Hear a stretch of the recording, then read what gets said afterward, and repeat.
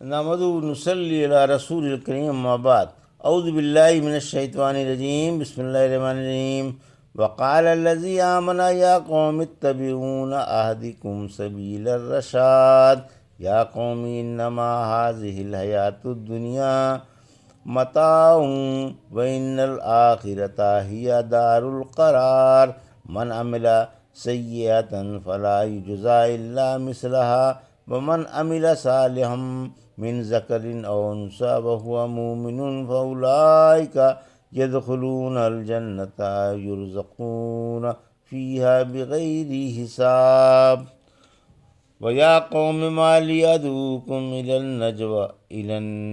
النجاة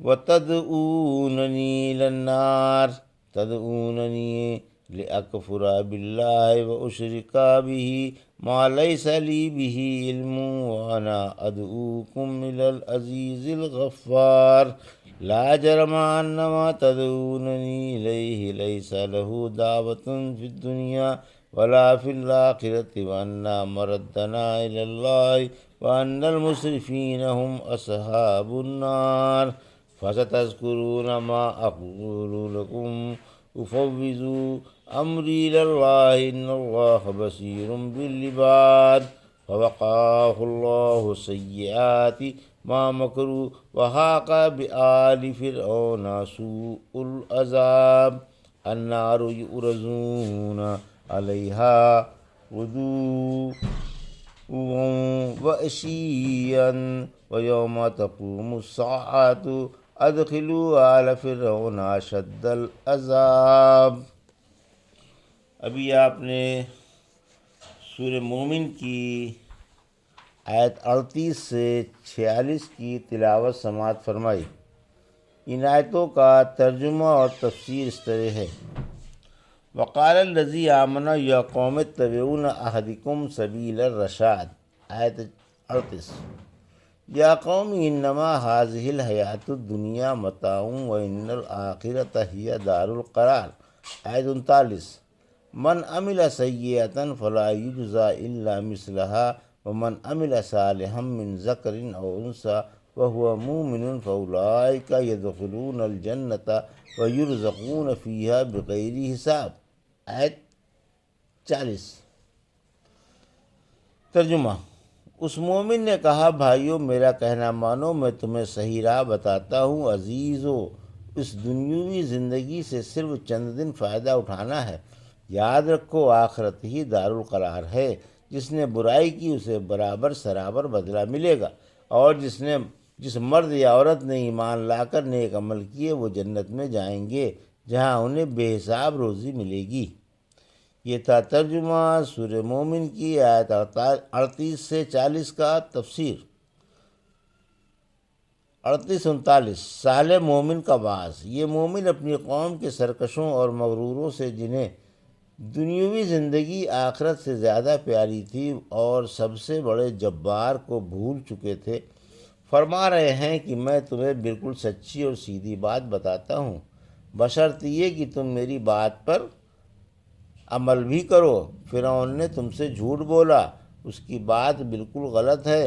ذرا سوچو، تم نے اس دنیاوی زندگی ہی کو سب کچھ سمجھ رکھا ہے، حالانکہ یہ ناپائیدار ہے۔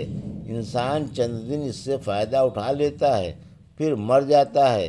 یہی کمبخت دنیا تمہیں اللہ کے رسول کی تصدیق سے روک رہی ہے۔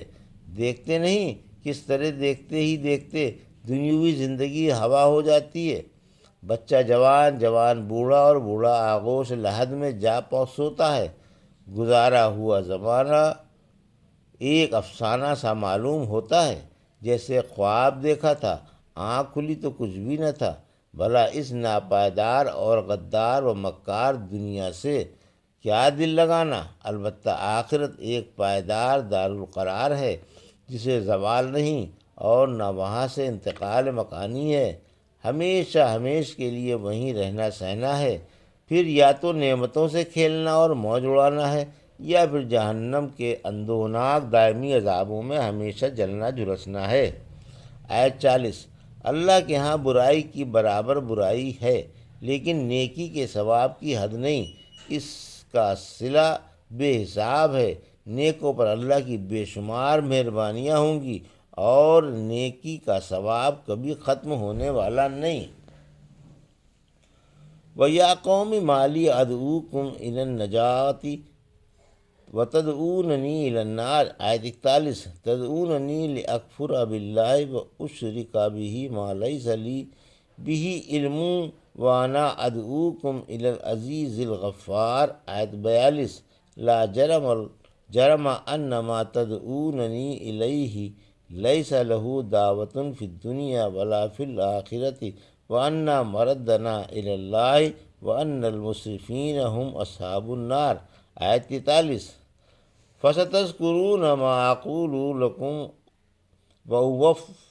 وَأُفَوِّضُ أَمْرِي إِلَى اللَّهِ إِنَّ اللَّهَ بَصِيرٌ بِالْعِبَادِ۔ آیت 44۔ فَوَقَاهُ اللَّهُ سَيِّئَاتِ مَا مَكَرُوا وَحَاقَ بِآلِ فِرْعَوْنَ سُوءُ الْعَذَابِ۔ آیت 45۔ النَّارُ يُعْرَضُونَ عَلَيْهَا غُدُوًّا وَعَشِيًّا وَيَوْمَ تَقُومُ السَّاعَةُ أَدْخِلُوا آلَ فِرْعَوْنَ أَشَدَّ الْعَذَابِ۔ آیت 46۔ ترجمہ: بھائیو کیا بات ہے، میں تو تمہیں نجات و بچاؤ کی طرف بلا رہا ہوں، مگر تم مجھے آگ کی طرف بلاتے ہو۔ تم مجھے اس بات کی طرف بلا رہے ہو کہ میں اللہ کو نہ مانوں اور اس کے ساتھ اسے شریک کروں جس کے شریک کرنے کی میرے پاس کوئی دلیل نہیں، اور میں تمہیں غالب و خطا پوش اللہ کی طرف بلا رہا ہوں۔ واقعی تم مجھے جس چیز کی دعوت دے رہے ہو وہ نہ تو دنیا ہی میں پکارے جانے کے قابل ہے اور نہ آخرت میں۔ دیکھو ہم سب کو اللہ ہی کے پاس لوٹ کر جانا ہے، اور یاد رکھو حد سے آگے بڑھنے والے جہنمی ہی ہیں۔ ان قریب تم میری باتیں یاد کرو گے۔ میں اپنا معاملہ اللہ کو سونپتا ہوں، واقعی اللہ ہی سب کا محافظ ہے۔ پھر اللہ نے اسے ان کی چالوں کی برائیوں سے محفوظ رکھا اور فرعونیوں کو بدترین عذاب نے آ گھیرا۔ ان پر صبح و شام آگ پیش کی جاتی ہے، اور جس دن قیامت آ جائے گی تو حکم ہوگا کہ فرعونیوں کو سخت ترین عذاب میں داخل کر دو۔ یہ تھا ترجمہ آیت 41 سے 46 کا۔ تفسیر آیت 41-42۔ دعوت نجات و دعوت ہلاکت۔ مومن کا اپنے وعظ میں ارشاد ہے کہ میں تو تمہیں نجات یعنی اللہ کی توحید کی طرف بلا رہا ہوں کہ ایک اللہ ہی کی عبادت کرو جس کا کوئی شریک نہیں، وہ اکیلا ہے، اور اس کے بھیجے ہوئے رسول کی تصدیق کرو۔ اور تم مجھے آگ کی طرف بلا رہے ہو کہ میں اللہ کو نہ مانوں اور بلا دلیل کے اس کے ساتھ شرک کروں، حالانکہ میں تمہیں اس اللہ کی طرف بلاتا ہوں جو اپنی عزت و کبریائی میں سب پر غالب ہے اور سچے دل سے توبہ کرنے والوں کی خطائیں معاف فرما دیتا ہے۔ آیت 43۔ بت بالکل بے بس ہے۔ تم مجھے جن بتوں کی دعوت دے رہے ہو وہ نہ تو دنیا ہی میں پکارے جانے کے قابل ہیں اور نہ آخرت میں انہیں کچھ اختیار ہے، نہ تو وہ کسی کو نفع نقصان پہنچا سکتے ہیں اور نہ پکارنے والوں کے کام آ سکتے ہیں۔ سورہ احقاف کی آیت 65 میں فرمایا، بھلا اس سے بڑھ کر اور کون گمراہ ہوگا جو اللہ کو چھوڑ کر ایسوں کو پکارے جو قیامت تک اسے جواب ہی نہ دیں بلکہ ان کی پکار ہی سے بے خبر ہوں اور میدان محشر میں ان کے دشمن بن جائیں اور ان کی عبادت کا بھی انکار کر دیں۔ سورہ فاطر کی آیت 14 میں فرمایا، اگر تم انہیں پکارو تو تمہاری پکار نہ سنیں، اور اگر بفرض محال سن بھی لیں تو تمہیں جواب نہ دیں۔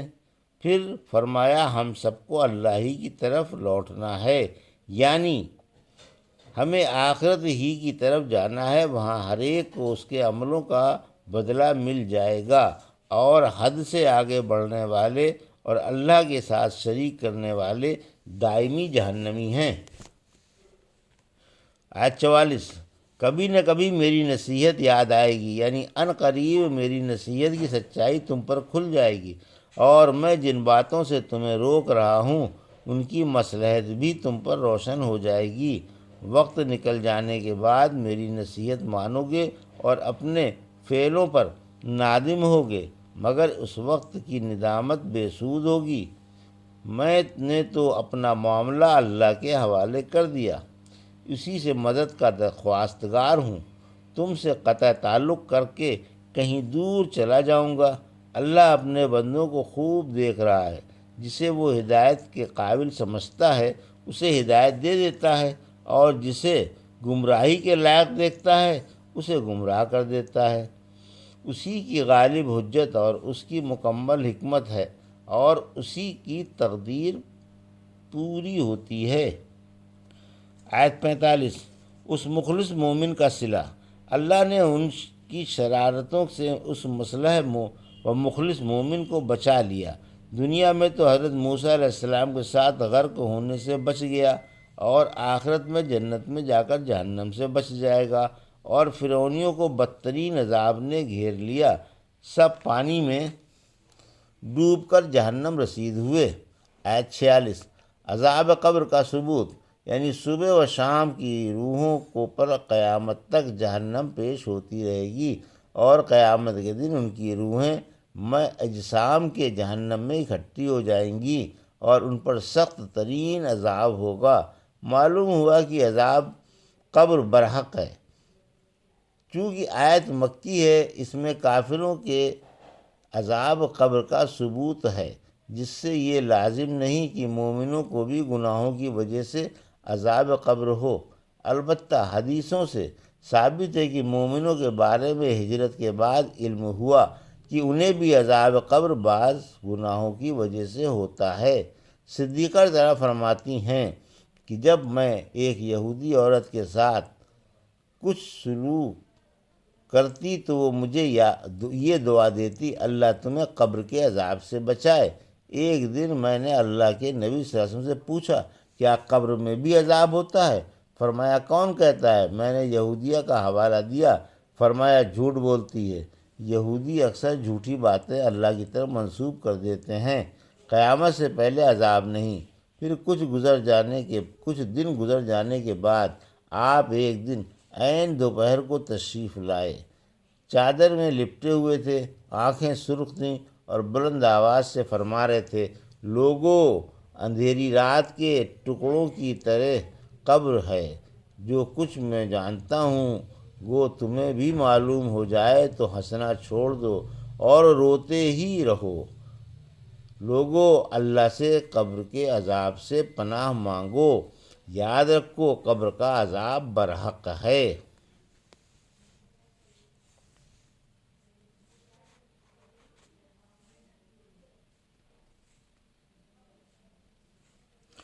فرعونی روزانہ صبح شام جہنم کی آگ پر کھڑے کیے جاتے ہیں۔ جب قیامت آئے گی تو اللہ فرمائے گا، ان بدبختوں کو سخت عذاب میں لے جاؤ۔ رحمت عالم صلی اللہ علیہ وسلم نے فرمایا، جب کوئی مر جاتا ہے تو اس پر صبح و شام اس کا ٹھکانہ پیش کیا جاتا ہے۔ اگر جنتی ہے تو جنت کا، ورنہ جہنم کا، اور کہا جاتا ہے کہ یہ تیرا ٹھکانہ ہے، یہاں تک کہ اللہ اسے قیامت کے دن زندہ فرما دے۔ یہ تھا سورہ مومن کی آیت 38 سے 46 کا ترجمہ اور تفسیر جو ابھی آپ نے سماعت فرمائی۔